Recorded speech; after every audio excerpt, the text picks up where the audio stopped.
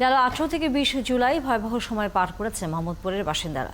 গাড়ি পোড়ানো, সরকারি স্থাপনা, বাড়িঘর থেকে শুরু করে রাস্তার চলাচলকারী মানুষের উপরেও হামলা করেছে দুর্বৃত্তরা। প্রত্যক্ষদর্শীরা বলছেন, হামলাকারীদের অধিকাংশই ঢাকার বাইরে থেকে এসেছে। স্থানীয় সংসদ সদস্য বলেছেন, সিসিটিভি ফুটেজ দেখে এদের আইনের আওতায় আনা হবে। সাজিদ সরকারের প্রতিবেদন।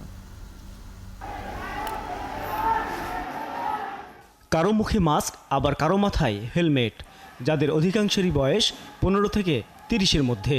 কেউ কেউ আবার মুখে ক্রিম ব্যবহার করেছে টিয়ারশেল থেকে রক্ষার জন্য। এরপরই ইট পাটকেল আর লাঠি নিয়ে হামলা করছে বাড়িঘরে। এই চিত্র রাজধানীর মোহাম্মদপুরের।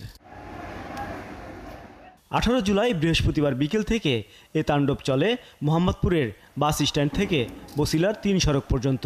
প্রত্যক্ষদর্শীরা বলছেন, মূল সড়ক থেকে প্রতিটি গলিতে ভাঙচুরের পাশাপাশি গাড়ি পুড়িয়ে দেয় হামলাকারীরা। হঠাৎ করে তারা আগুন ধরায় দিল। আগুন ধরানোর পর আমার গাড়িটা ছিল বাসার নিচে, গাড়িতে আগুন ধরে গেল। তারা মনে হয় গান পাউডার কিংবা কিছু দিয়ে তারা আগুনটা ধরাইছে। 4-5 হাজার লোকের সাথে তো আমরা আপনাদের 4-500 পারি না। উদ্দেশ্য ছিল আমার দোকানটা লুট করা।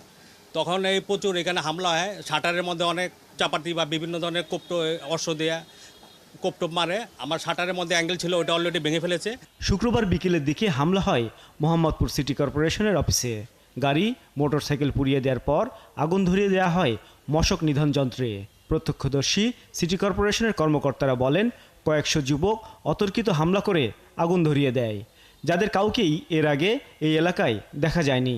বেশিরভাগই অল্প বয়সের পোলাপান লুটতরাজ করবে এরকম, আর ছাত্র সংখ্যাটাও দিনকে ওরকম অনুভব হয়নি।